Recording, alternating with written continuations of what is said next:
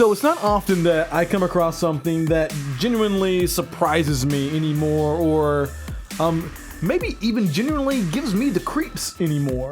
So Last Shift is the story of a rookie cop. It's her first night on the job. She's going to the police station, but there's actually a new police station. All of the 911 calls have been routed over to that new spot, so this is the last night that this old police station is going to be in business, I guess. She's basically on a babysitting mission for the building. Right, she's a glorified babysitter. What could possibly go wrong? All you have to do is sit in a chair and make sure shit doesn't go bad. Right, the phone hypothetically shouldn't even ring, but as soon as she shows up, you know something's off. Instantly. And that's one of the things that really gets me. There's not really much of like a roller coaster build on this one. It's pretty much immediately, right. Like she steps in the fucking police station and dude's going ham on a set of lockers in the back. Right. And then he makes her turn around and some weird there's awkward a lot shit. of it's awkward. That's the best way to put it. It makes you feel weird because you're like, why is this happening? Right, like relax. And relax. there's no explanation. But yeah, this one also has like a sort of connection to the Manson family, I guess. Even the police officers, they even say like our own local Manson family. So they're not really biting off it that hard. Which is kind of nice when you go ahead and just address the elephant in the room. Yep. Just get rid of all that. It's not, take away the whole idea of me saying you ripped that off. That it reminded you of the best survival horror game that we never received, I think is what your words were. Yeah, I did say that because I agree.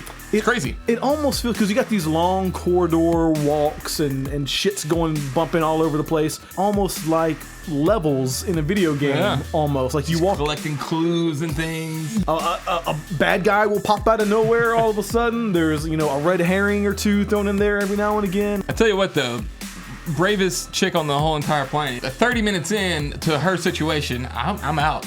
Like, forget it. We're in the most well-lit room on the fucking planet right now, and if I saw some of this shit, I'd be out the fucking door. See you later. But something else that it has going on is the use of real blood, which is so fucking crazy. It is. It really is crazy. But that's just sort of like that extra little oomph that when you know it, like, oh goddamn, these guys are the real deal, I guess. Something's the real deal. I mean, the same can be said for the sound design. I had to stop, look over my shoulder, and just kind of peep around, make sure that there was nothing in my house, because while I wasn't necessarily scared of the visuals that were going on, I was fucking convinced something was in my house ready to murder me. It's truly impressive. And we won't get into that spoiler sort of territory, right.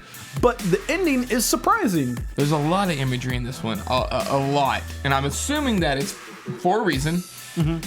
I can't tell you what that reason is, but yeah, I agree with that. I assume that the pictures were crime scene photos. Is this a mental thing? Right. Is it like what is in it? Like what is really happening? Because it could be, it's kind of a tale of, it could go either way. Like this could be a mental thing, or it could be a haunting thing, or it could be either one of those things. Yeah, so I think that it is something that deserves your attention.